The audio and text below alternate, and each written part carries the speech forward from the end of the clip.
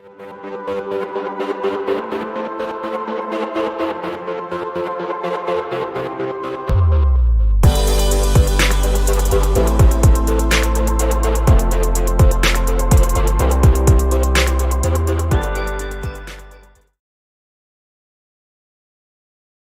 everybody, welcome back to the Dawn of Drones podcast. I'm Dawn Zoldi, your host and the CEO of P3 Tech Consulting. Great to see you out there. We are almost to a conclusion of an incredible month dedicated to developing industry leaders and sponsored by Skydio. So thank you, Skydio, for that. Really appreciate you. We have an incredible guest with us here today. Jasmine LeFlore is the co-founder and the executive director of Greater Than Tech, a nonprofit that is dedicated to inspiring the next generation of diverse leaders for this industry. So welcome, Jasmine. Hi, Dawn. Thank you for having me. I appreciate being on your show today. Thank you. Absolutely. And you see the Volatus logo there. Wanted to thank Volatus Aerospace. Jasmine is appearing here today as a Volatus Above and Beyond series guest. So for those that don't know about Volatus, I don't know where you've been because they've been everywhere. And we really appreciate Volatus for philanthropically endowing so many incredible guests this year on the podcast. So thank you to Volatus as well. So by the way, everybody, just a quick reminder, we are live, so jump in the chat, say hello to Jasmine, ask her your questions, give her positive encouragement. We love all of that. And we're going to just jump right in, Jasmine. So why don't you tell us a little bit about yourself? Okay, yeah. So thank you for the introduction, and thank you, Volatus Aerospace, and everybody that's joining today. A little bit about myself. I mean, I feel like I can spend the whole podcast talking about myself, but born and raised from Flint, Michigan, used to live by airport, always had an interest in planes, pursued a degree in aerospace engineering, and worked at a really great company, currently Raytheon Technologies, also known as Collins Aerospace.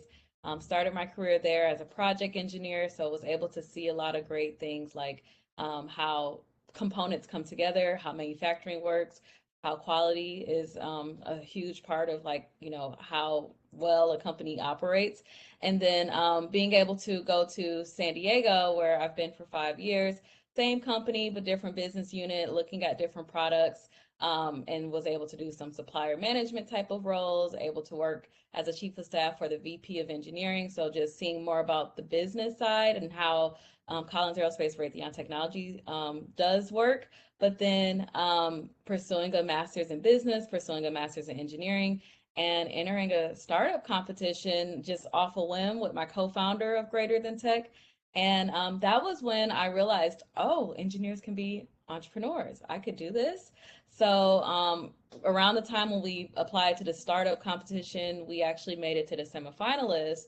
And that's when we were able to do a 2-day camp called From Seed Spot, where that's where we launched Greater Than Tech. So my co-founder and I, her name is Brittany Wheeler, also a engineer at Collins Aerospace.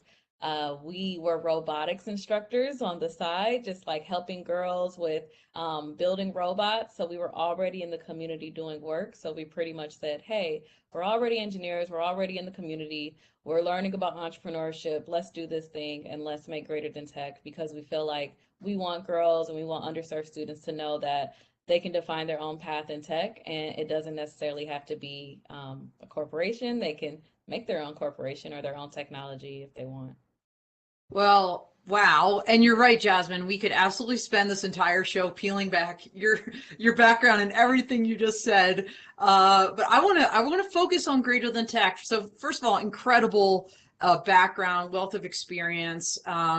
This idea that you out of the gate became an aerospace engineer. I know how hard that is because I have a son that at least started that degree, and I'm not sure how that's going to go because, I mean, no joke. I mean, that is really, really difficult, rigor, academic rigor to get that kind of degree. And then like on the side, you and Dr. Wheeler, Brittany Wheeler, you mentioned, we're going to talk about her in a second, just decide, hey, in our spare time, we're going to like create this thing called Greater Than Tech. So let's talk about Dr. Wheeler first, and then we'll talk about Greater Than Tech. So you got to know her maybe as part of your work and forged an alliance, and we're both inspired to create this this company. So tell us a little bit about Brittany. Yeah, so like I said, Brittany also works at Collins Aerospace, and that's where we met. But we met through employee resource groups, so like an affinity group, you know, diversity, equity, inclusion in the workplace. She started the first employee resource group in San Diego. I moved to San Diego, so we were like kind of the dream team doing diversity, equity, inclusion work, which also made us have some type of like footprint in the community where we're going to colleges and helping them with resume workshops. We were going to schools and talking to them about engineering careers. So in a lot of ways, we were doing like work in the community through Collins Aerospace employee resource groups. And Dr. Wheeler, very passionate about diversity, equity, inclusion. I would say that she is more of the one that always got more attached to the kids. So like she always wanted to do things that were like, you know, we need to take them out. We need to do this. So she really helped bring in like the self-efficacy piece of what Greater Than Tech is about. And I would say like I would get really riled up anytime she have a good idea. And I'm like, yeah, let's do it.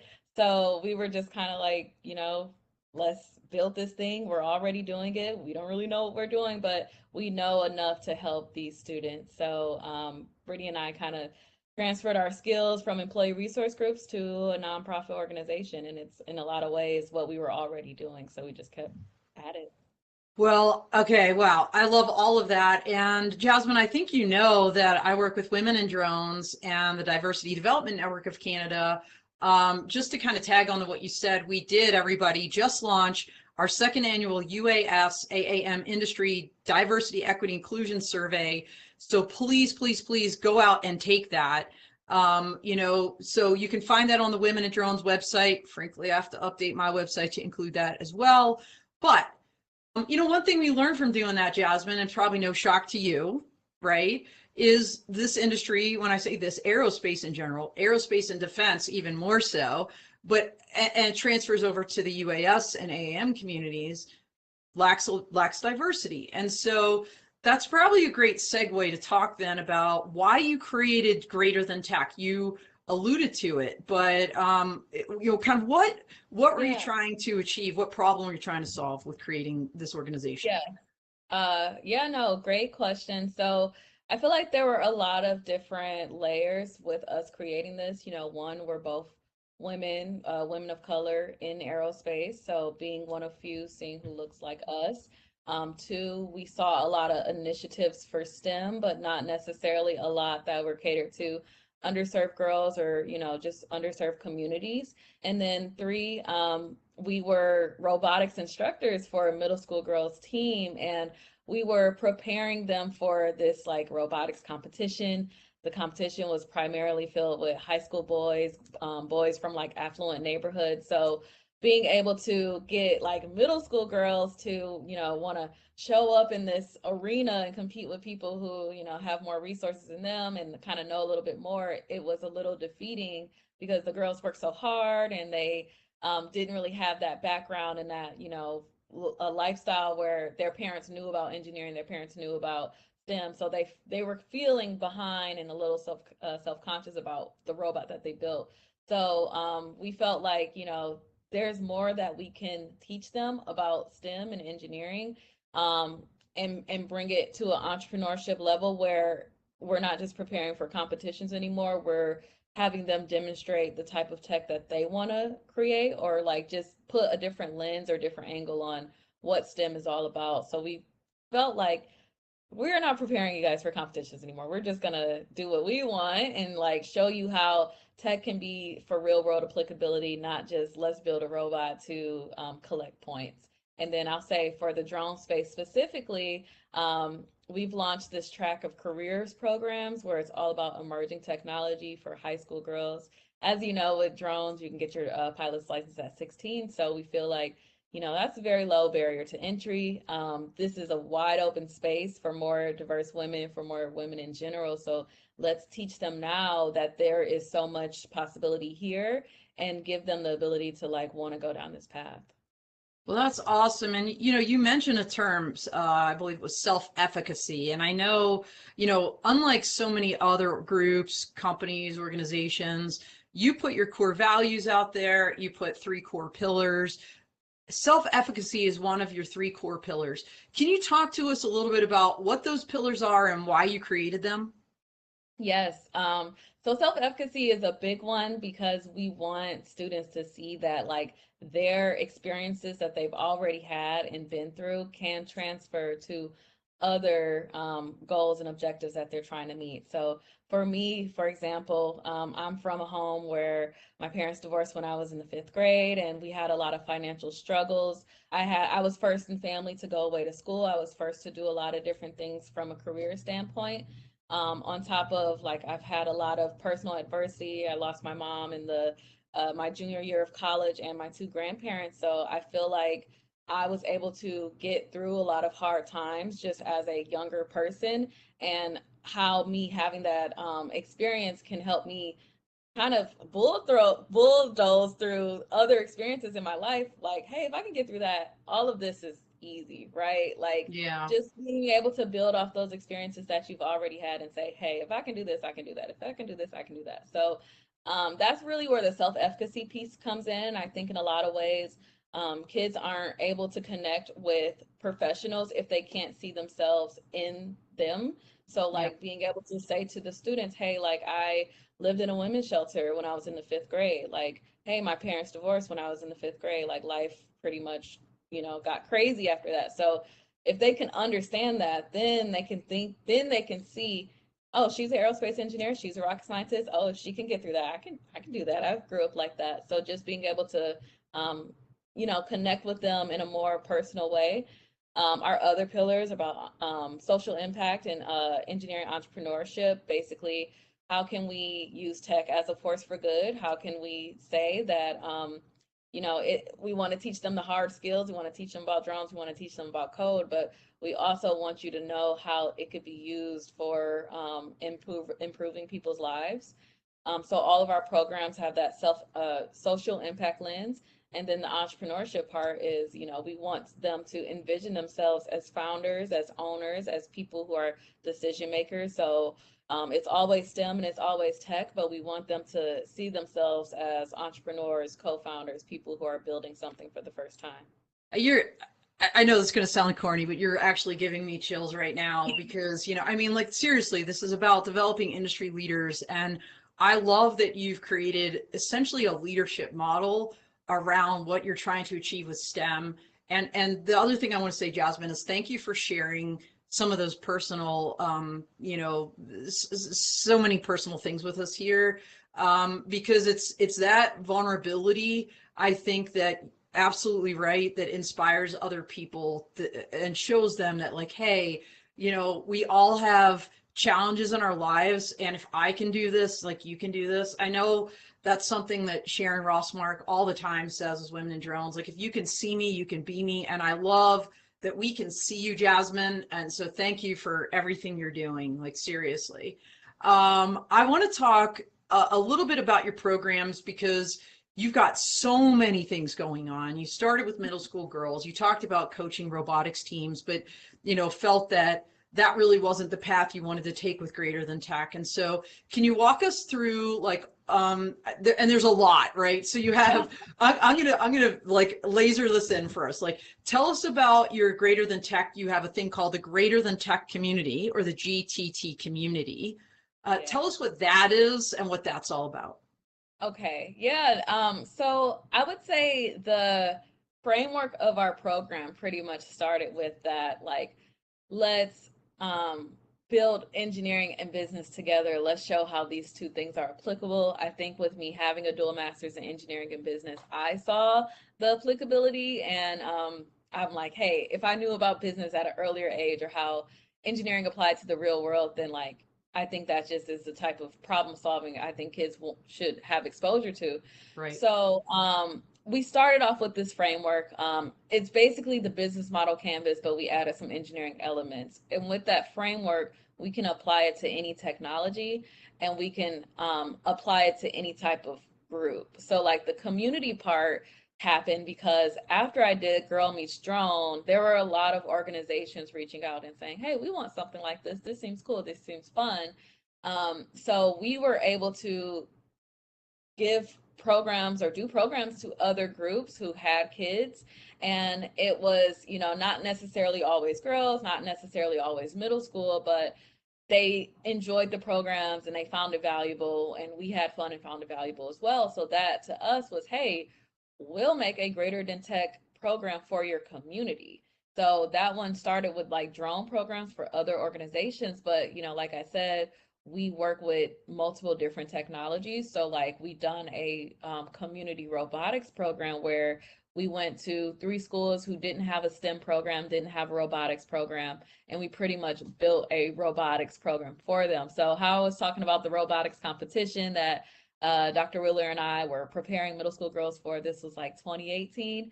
We pretty much took the best parts of that and said, hey, instead of it being a competition, let's make it a demo day. Let's make it a community robotics program where, you know, students, I like to call them first time techies, like students who may not have done STEM before can actually learn how to do it in an environment that's comfortable for them because everybody's on the same page, and, you know, first timers, but also not making it about counting points, making it about, hey, if you could build a robot, what would it be for? So we had like 10 teams from middle schools build robots for businesses such as like helping disabled farmers, helping the military Wow. pass out food. So they're thinking about these innovative solutions at like 12 years old Oh my because they gosh. understand that Helping like disabled farmers with robots, and these are middle school they're, kids. Holy yeah, shnikes, that's they're amazing. inspired. And I love that you made it not about a competition, that you made it about, again, this goes back to your core pillars.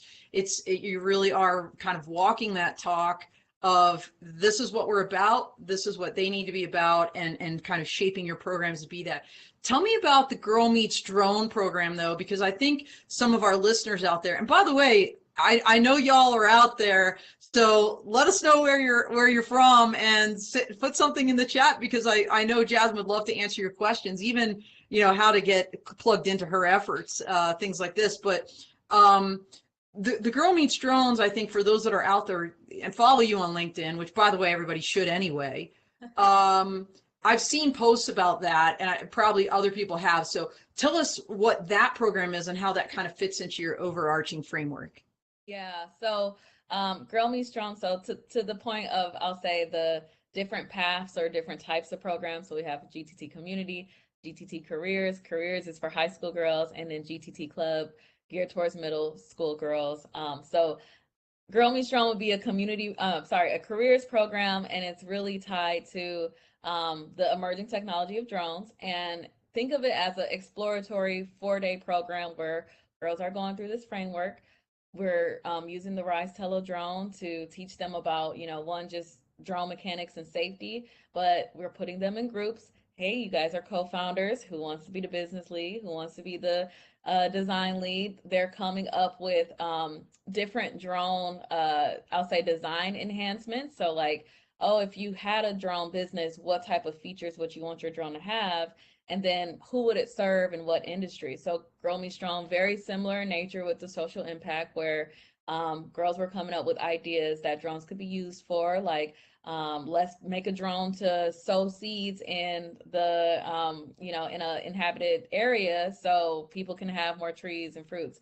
Let's use drones for weather tracking and to help people know when a hurricane or something is happening in their area. So just all these different type of aspects that drones can be used for, but Yep. in a lot of ways it's like their original ideas and like something that's very possible, but putting them in that type of social impact mindset versus like, you know, the nooks and crannies of the mechanisms about drones. Although that's very important, but it's very like comprehensive and holistic, that 4-day program. And the idea there is to like kind of bring them into that space, that headspace of like, hey, I can do this. Oh, this is possible. And then bring them to another organization where they can actually get their drone license and kind of go down the path. So think of us as like, we're just gonna throw this like, you know, immersive scenario at you, Yeah. and then Yeah. the ones that want to continue dig deeper and really understand like the rules of the road or the rules of the sky, Yep. we know where to take you next.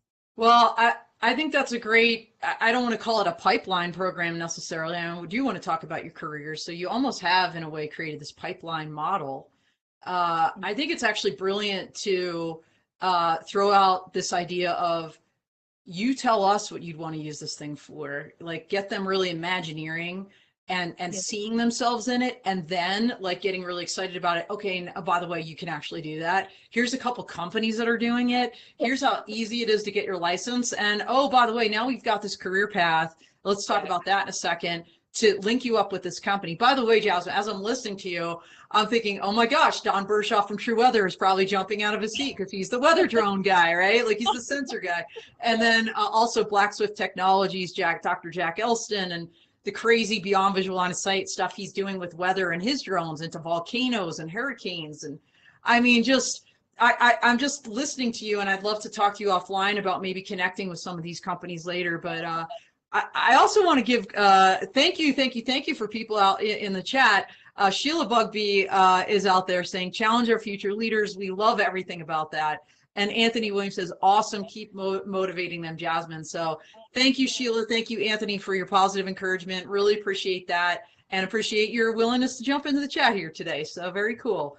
But this is maybe a great, I know you've got so many other programs, but I want to talk about this kind of career part of your framework and how that works, because I think it is critical from the Girl Meets Drones to kind of this program that maybe I'm jumping ahead too far. Let's talk about the licensure part of this before we jump into the career part. So Okay. tell me a little bit about what that is and how that works. Yes. So the licensing part, I would say, two ways that we're doing this locally in San Diego. So there's a really great organization called Elementary Institute of Science. So they do a program called Girls Take Flight. So in my mind, your first time seeing drones might be a Girl Meets Drone. You want to continue, you'll probably go to EIS's Girls Take Flight. And then I would say step three, which also is an opportunity for girls to get licensed, is the drone project with our genetic legacy, where the girls are going to do a 1 year apprenticeship program. Some of them will be getting their license in that program, but they are using drones as a tool to build a virtual museum. So they're going to be using LiDAR drones, getting real world experience and social impact, but being able to, at the end of July, say, look at what all the artifacts, look at all the things that we found and curated and created to honor BIPOC ancestors, making a virtual museum. So using drones as a tool, using drones as a force for good. So it's almost like step one, step two, step three. You'll probably see me in step one and step three. All right. So step two, you have a partner organization, you said, that you Yeah. send people to. I don't want to gloss over this second kind of, you said, year-long internship essentially. Yeah. Before we dig a little, no pun intended, dig a little bit deeper into that one. You use an acronym BIPOC, and not everybody may know what that means. I'm very sensitive to acronyms as a former military person. Got it. So, because we use them all the time, we just assume everybody knows what we're talking about. So Right. can you explain the acronym, and then let's talk a little bit deeper about this other internship program, because it's new and it's a big deal. So go ahead, Yes. please. Yes. So BIPOC, Black, Indigenous, People of Color. And I do see in the chat, yes, Girls Take Flight is instructed by Desi. So yes, the drone diva, she is the one at EIS getting those girls their drone licenses.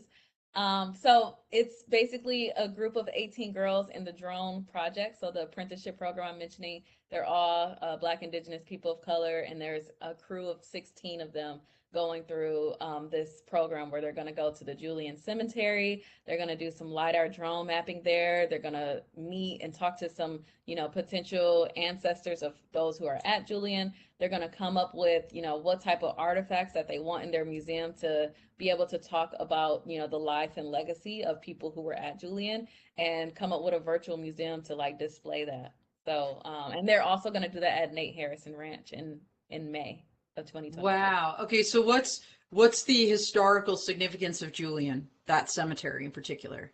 So Julian Cemetery is, it was a predominantly Black city or town, and there's a lot of history where I think the Julian Hotel was owned by a Black couple, and there's a lot of like, history in terms of like what it is today, and who's there today. So like just being able for them to see that type of dynamic or that type of history. Yeah. And then Nate Harrison Ranch, there's a lot of stories about Nate Harrison, who he was, his life. So I think just being in California, there's a lot of talk about, what reparations look like, or what the real history of California looks like. So I Hmm. think this project will dive a lot deeper.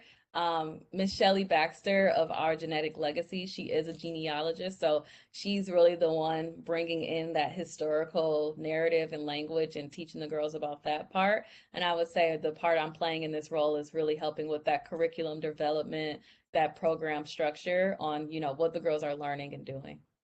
So many things to love about that. Again, walking the talk on social impact, but also the cross-disciplinary nature of this. When you think, I'm just thinking with an academic hat on, how well, not only they're digging into archaeology, they're digging into history, sociology, obviously aerospace engineering, mechanical engineering, probably computer science, if they're having to code those drones. So wowza. So that's amazing.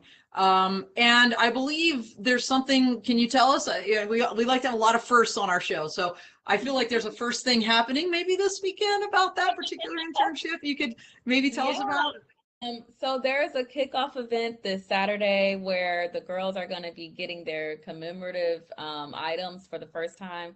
They're doing a photo shoot. There's going to be a few stakeholders there, some of our funders, where they can meet and greet the girls. They can learn more about the project and the program. So that's this Saturday. I can put that information out there. I have to get the information from Miss Shelley Baxter. She's the one leading all of that, but it's going to be a really great event where the girls can actually, meet some of the people who are interested in learning more about them and seeing what they're going to do in the next year. Well, that's wow. I can't wait to follow this project because it's really unique. And using LiDAR, holy shnikes. I mean, there's so many drone pilots out there that like professional drone pilots that aren't even using LiDAR yet. So I think that's absolutely Yeah. incredible.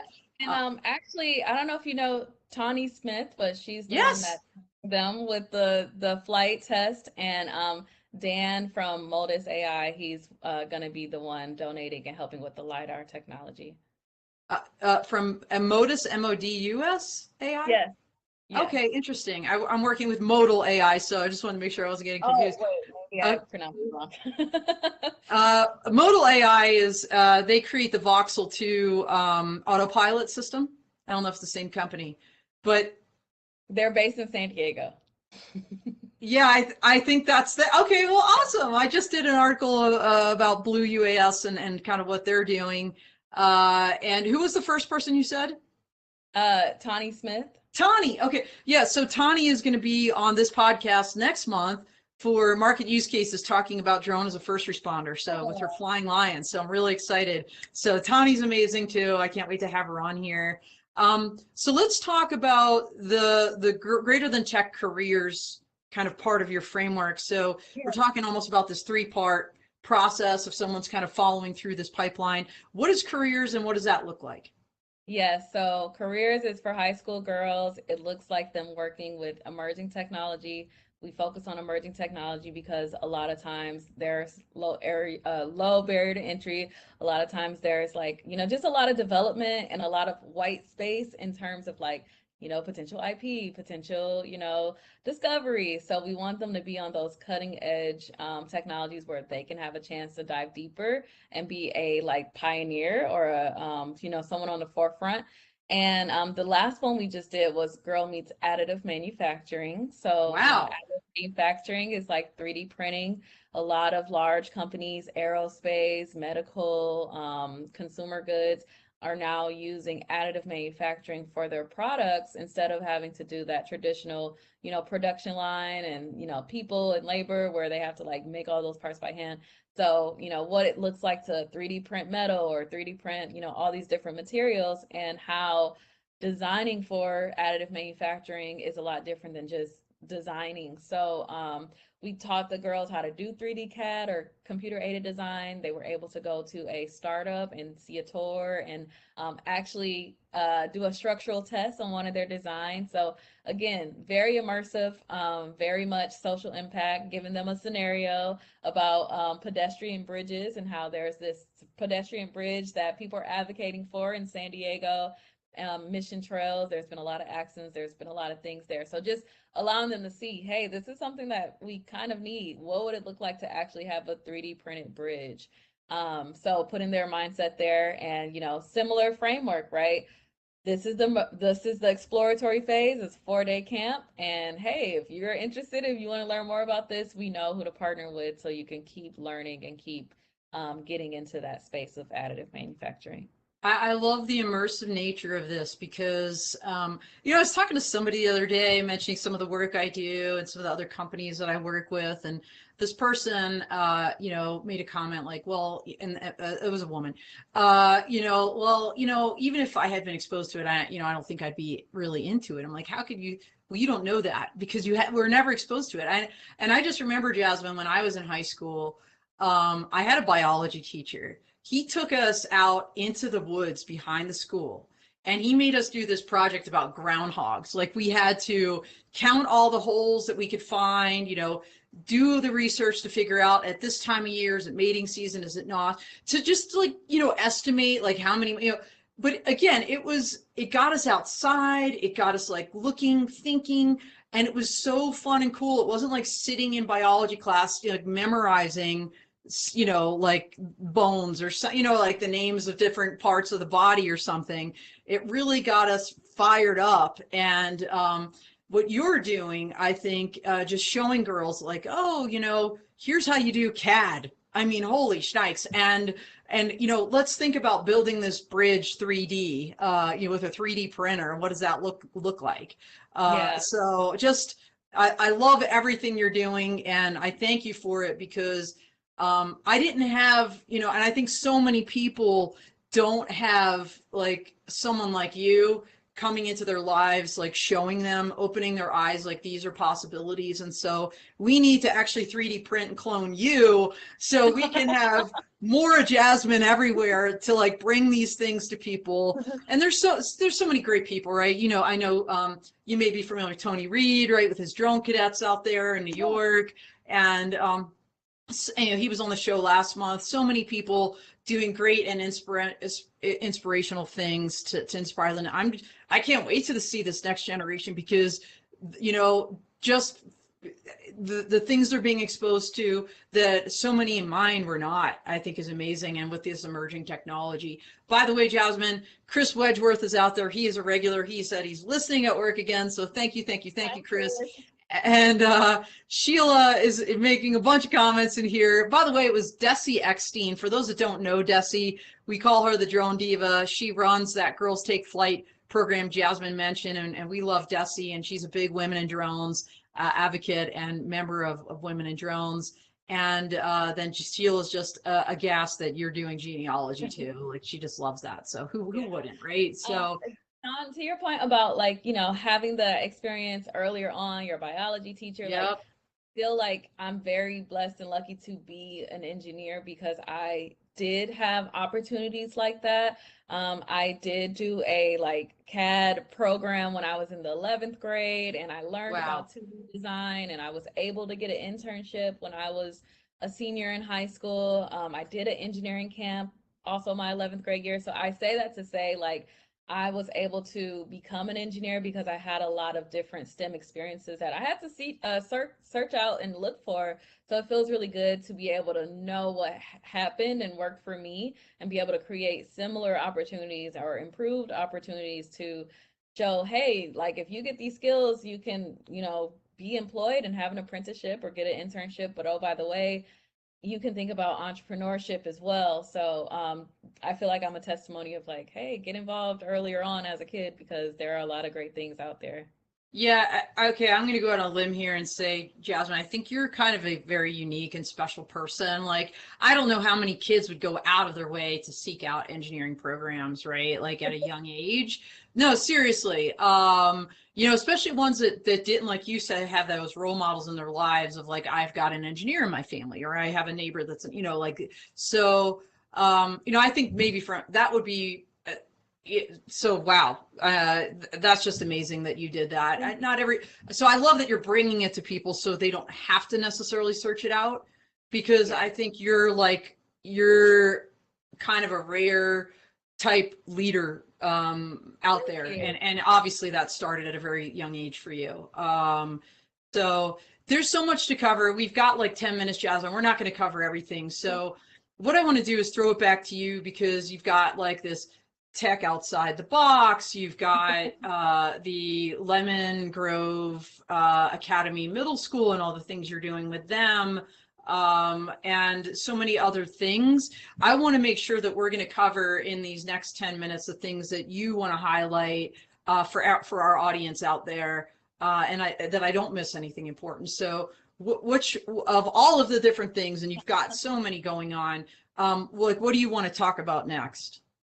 Ooh, put me on the spot there. I could talk about so many different things. Well, what about this tech outside the box? Is that one that Well, I would say Tech Outside the Box is our framework. So when I talk about like the business model canvas and how we throw in those engineering elements, that's also a 1 week camp. That's kind of like our standardized, like, hey, we work with different groups and do a camp like that, but we switch out whatever that technology looks like. So yeah. Tech Outside the Box is kind of like what is our, I'll say, core program, but we just Okay. apply it in different ways. So like Tech Outside the Box was actually our very first MVP, minimal viable product. So 2020, literally before the shutdown, March 14th, 2020 was when Dr. Brittany Wheeler and I did our like first program that was Tech Outside the Box, and we said, hey, we're going to give you a existing technology. We gave these 8 girls a remote control and said, what would you do to improve or update this? And oh, by the way,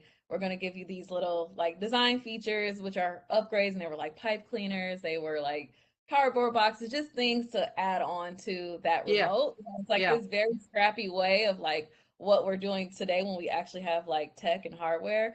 Yeah. But we had girls come up with ideas which would be like a remote improvement, but like the design upgrades were like pipe cleaners and things like that. So just it was innovation. It was talking about who would want that type of remote, who would want to be, who does it serve. So it's kind of like tech outside the box, I would say, is what launched it all. And we still Wow. use those methods, but just more improved. Okay, amazing. So you've got so many of these things going on.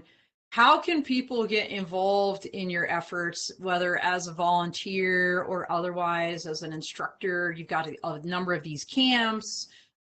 There's companies out there that may be listening that might say, "Hey, I'd love to set up an internship with your girls or your students, Yeah. Jasmine." So how do people do that?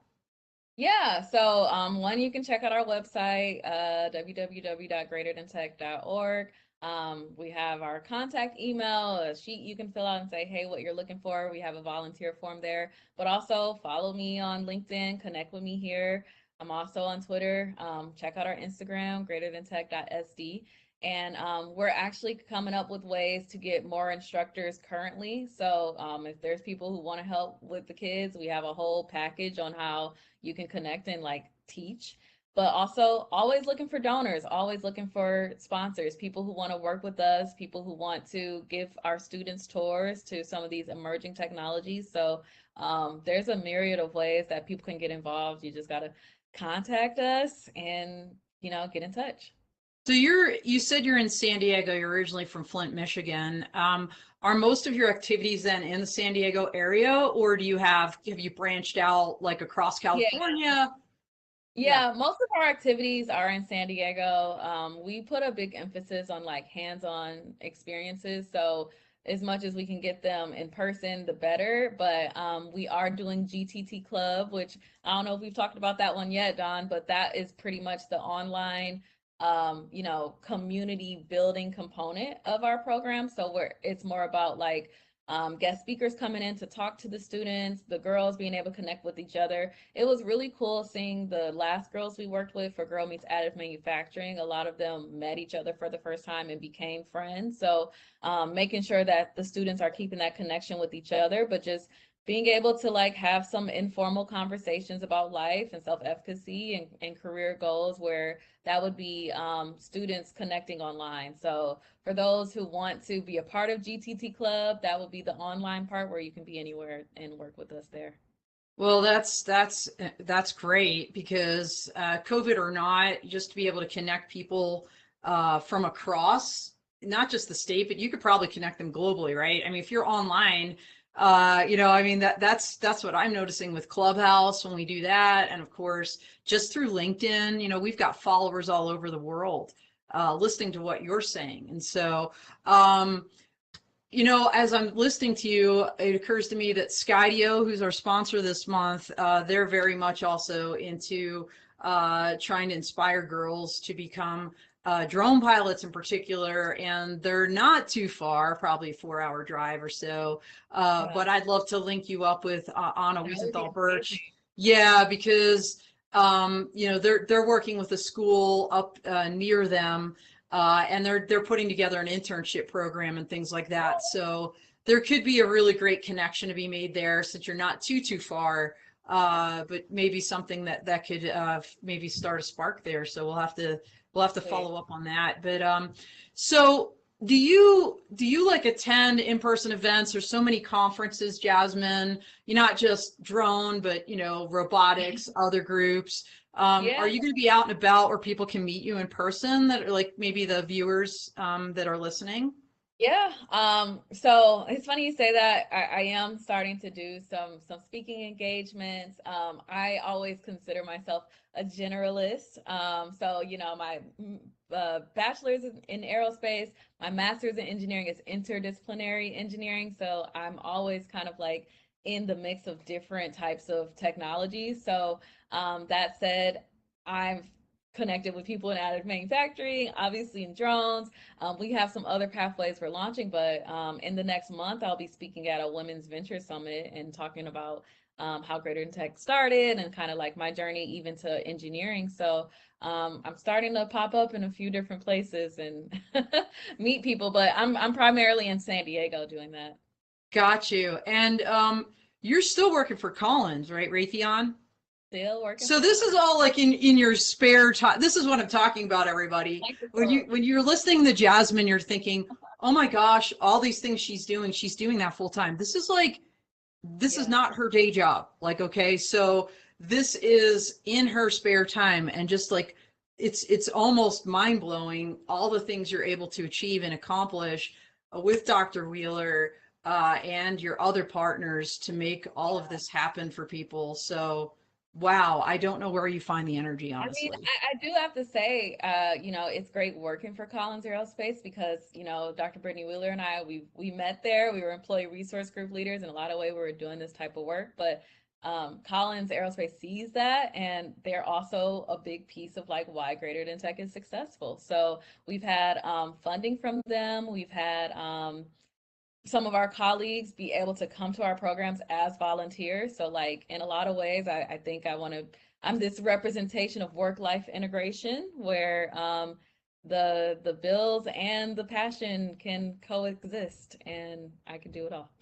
Well, that's great, and that's our other podcast, right? The Tech Industry Leadership Talks. We'll talk to you about that later. But Sheila asks, and I don't think you're going to get to go, but I'm going to ask anyway because Sheila wants to know out there. Are you going to the Commercial UAV Expo here coming up early September? You know what? I think someone just sent me a note about that. All right. It's not in work yet, but something I'm interested in learning more about. Well, we would love to have you come, and so again, connect with me offline. Maybe I can get you there, at least the pass or whatever. Obviously, Sheila, she's not going to have a booth, but maybe you'll see Jasmine wandering around the floor. But absolutely, Women in Drones will have a booth this year, so join us there. We'll be Marlene Dials, actually from the Diversity Development Network of Canada, DDNC, will be there. Also, we'll have our scan code for the survey, for the industry diversity survey. We hope you'll stop by the booth, meet us, and take that survey. And so that's good. All right, we've got like a minute left, Jasmine. So I'm going to let the floor be yours to kind of wrap this up for us and leave folks with anything you want to tell them. Okay, on the spot again. I mean, one, I just want to say thank you so much, Dawn, and thank you to Volatus Aerospace for sponsoring me and also just giving me the opportunity to share, being able to meet so many great people in the drone space. So appreciate that. But I guess also, just want to leave with being able to think about how capabilities and potential show up in different ways for different students. I would love being able to work with students who may not have the resources to know about STEM in the home. So like being able to see the type of possibilities that someone for the first time can actually think of. And it's just mind blowing to see how much like potential they have and they haven't been able to utilize those type of skill sets in their lives. So like I guess I leave people with, potentials and capabilities shows up in different ways, and don't be afraid to uncover those rocks to find it. No, so true. I think so many recruiters look for quote unquote experience, but it's really those personal qualities that matter, right? Whether it's, I think, as Anna talked about in our very first episode this month, they're looking for curiosity, when they interview people. So it makes sense if you're in STEM and tech, right, to have those kind of personal qualities. So very cool. Well, thank you again, Jasmine, for everything you do. Thank you, everybody out there, for jumping in the chat today. Appreciate you, and absolutely connect with Jasmine. Check out her website. So much going on there. Connect with Greater Than Tech. And thank you again, Volatus and Skydio today. Also want to say next week, well, tomorrow on our Clubhouse, and then of course this same time next week, we have two amazing people. We've got Marcy Eisenberg from the Accelerate Unmanned Center of Excellence in Leesburg, Virginia, and Chris Robertson from Colorado State University's Drone Center. I call this kind of the East and West Training Centers episode. And so they're going to be joining us on Clubhouse tomorrow at 1 p.m. You want to check that out. And then, of course, they'll both be on this podcast next week to hear it at that kind of collegiate and higher level of and the kind of business company level, what these folks are doing out in Colorado and in Virginia. So it's going to be great. And that's how we end this month. So thanks again, Jasmine. Thanks everybody out there. That's all she wrote, and we are out here. Thank you.